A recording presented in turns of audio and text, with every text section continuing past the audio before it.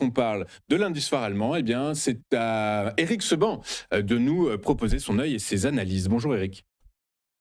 Bonjour.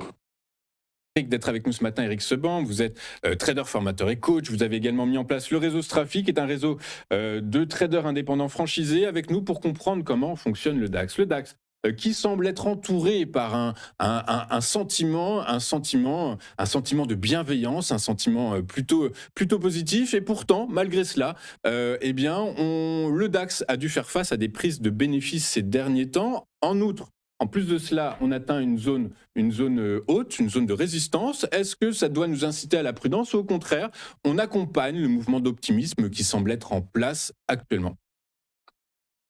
Alors si on est investi, on garde et on se protège, comme depuis, des mois et c'est la stratégie qui s'est avérée la plus payante parce qu'en effet, on n'est jamais à l'abri d'une baisse rapide sur une nouvelle, sur une spéculation, sur un gros doigt, sur n'importe quoi. Donc le marché n'est pas structurellement, fragile, en tout cas le DAX. Il accumule dans une zone haute d'une zone de latéralisation. D'ailleurs, j'ai commis une erreur la semaine dernière quand je vous ai dit qu'on était sorti de la zone de latéralisation, c'était faux. On a failli, mais on n'était pas. Donc en fait, elle s'est élargie, je vais vous les retracer, elle est en jaune sur le graphique, et maintenant on accumule dans le haut de cette zone. Donc effectivement, on est sur une zone de résistance, la zone de résistance qui s'est créée naturellement par l'évolution des cours, et on est dans le haut en train de latéraliser aussi. Donc c'est une plus petite zone de latéralisation dans une plus grande zone de latéralisation, et cette petite zone, elle s'est créée jeudi dernier. Et elle perdure jusqu'à présent. Elle est constituée dans les bornes entre 25 000 et 25 300. La grande zone étant, elle, de 24 400 à 25 300. Donc, pour l'instant, c'est dans cette zone large une accumulation point haut. Ok, donc ça veut dire que globalement, c'est plutôt bon signe pour une sortie par le haut. Maintenant, on voit bien que tout ça est très poussif, puisque je rappelle que quand on est revenu sur la zone des 24 400, c'était une zone de pullback. Et donc, on aurait dû avoir un rebond fort, ce qui ne s'est pas produit. Donc, à la place de ça, on a un marché qui cherche peut-être un souffle pour aller vers les derniers plus hauts. Ou, alors, l'impasse sur une baisse forte, je le fais toujours, hein, en tout cas, un retournement de la tendance. Hein, la tendance, elle est toujours haussière. Elle est repartie depuis le début de l'année, puisqu'on a fait un nouveau plus haut, même si elle n'a pas de relais, peu importe, mais elle est certainement pas baissière. Donc, on n'a absolument rien sur le plan de chartiste, ni technique, ni même du contexte, ni même, enfin, d'une manière générale, on n'a rien qui peut nous laisser entendre que le DAX pourrait baisser fort à long terme. On n'est pas du tout dans une phase de retournement de tendance. On est peut-être dans une phase de consolidation, parce qu'on n'est peut-être pas finalement sorti de cette zone dans laquelle on a consolidé toute l'année dernière. On ne sait pas, mais c'est pas en tout cas un scénario fort. C'est pas un scénario du tout que d'envisager la baisse. Donc le fait que rien ne plaide vers une baisse ne veut pas forcément dire que l'on va continuer à monter, mais disons que l'évolution récente des cours nous laisse plutôt penser qu'on devrait plutôt rejoindre les derniers plus hauts.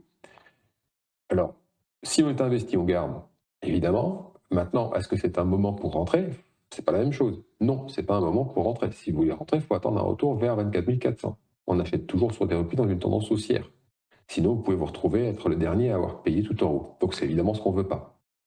Donc, si on n'a pas de position pour le moment, ben, on attend de pouvoir en ouvrir une dans de bonnes conditions, mais on n'achète pas en se disant qu'on a raté quelque chose. Ça, c'est la pire des choses. C'est ce qui ruine les portefeuilles généralement. Alors, les portefeuilles, peut-être pas, parce que si on garde longtemps, on peut encore bénéficier de la tendance. Mais la spéculation, en tout cas, à court terme, elle peut être ruinée très rapidement si on agit de cette manière-là. Donc, sur le plan du contexte et sur le plan des différents indicateurs que je surveille, comme la volatilité implicite, il n'y a pas de changement par rapport à la semaine dernière. Rien n'a changé. Tout est stable. Le niveau du ratio des options de baisse par rapport aux options de hausse est toujours en faveur des options de baisse. Donc, les portefeuilles sont protégés.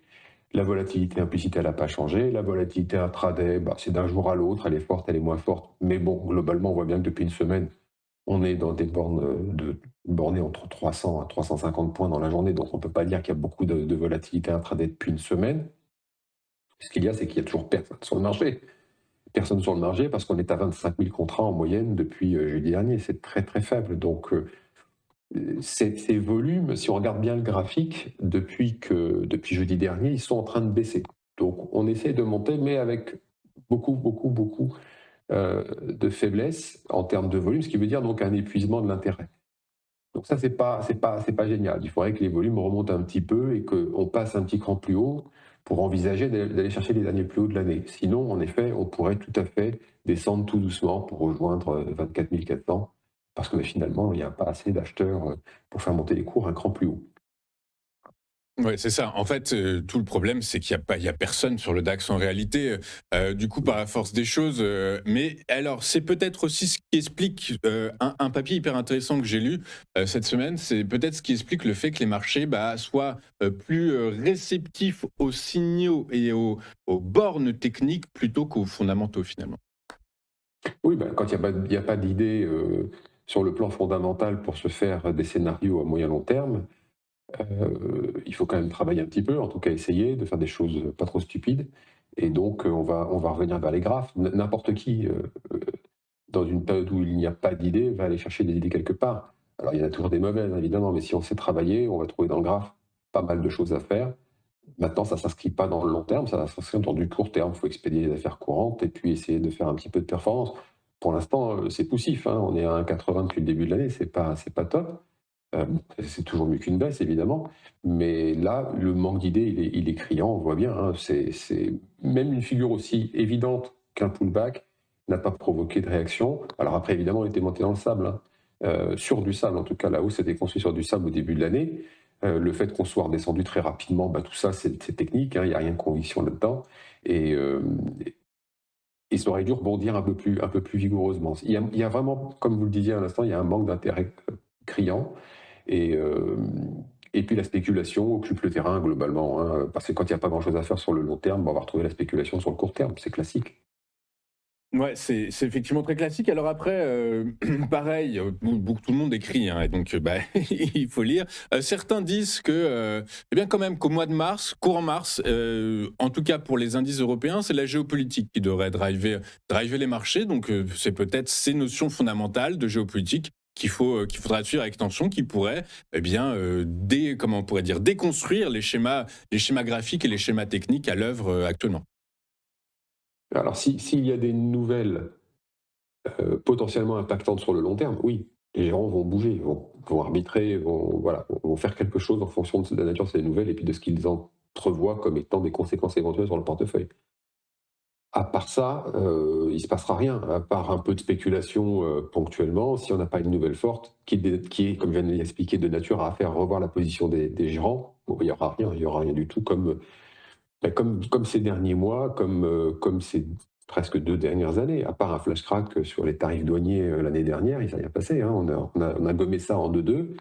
Et c'est justement pour ça que les puts sont importants. Si le marché a réagi de cette manière-là, c'est parce que les gérants étaient protégés. Donc une baisse forte jusqu'à un certain niveau de prix n'a pas d'impact, puisqu'il y a une protection. Le fonctionnement des options, c'est très simple, hein. À partir du moment où vous avez les options de baisse, si votre portefeuille baisse parce que le marché baisse, les actions baissent, les puts, eux, vos options, elles se valorisent. Donc c'est un espèce de vase communicant qui fait que ça amortit la chute. Donc vous n'êtes pas obligé de vendre vos actions. Vous pouvez attendre justement de voir si cette baisse était claire, est-ce qu'elle va suivre euh, elle va être suivie par un rebond rapide ou pas. Vous avez le temps en fait d'agir et de comprendre ce qui se passe dans le marché. Et ce qui s'est passé cette fois-là, c'est que ça remontait aussi vite. Donc par conséquent, les gérants n'étaient pas obligés de vendre leurs actions. Et finalement, on est remonté plus haut que là où nous étions. Après, on a stabilisé. Mais voilà, c'est une garantie de ne pas être obligé de faire quelque chose sous la contrainte. Et de cette manière-là, les investissements de long terme, les investissements de long terme que sont les gérants de fonds, ne sont pas embêtés par des mouvements très rapides du marché. Donc c'est la spéculation qui va entraîner des relais de très court terme, mais ce ne sont pas les gérants. Donc en fonction des nouvelles, voilà, si c'est du long terme, vous trouverez les gérants, si c'est du court terme, ils ne seront pas là. Ouais, c'est ça. Donc en Ils fait, n'apporteront pas de valeur durable. on peut supposer que ce sont les positions courtes, donc les positions vendeuses, qui sont réajustées à la hausse et qui finalement augmentent le matelas et permettent cette inertie haussière. Alors ça peut être aussi si ça baisse, ça peut être des positions baissières de très court terme, des positions spéculatives haussières, il va falloir les couper. À partir d'un certain niveau, vous êtes obligé d'actionner des stops. Donc c'est ça Si vous avez du volume et beaucoup de monde dans le même sens, à partir du moment où on a un certain niveau et que ça devient une obligation de sortir du marché, vous allez entraîner ça.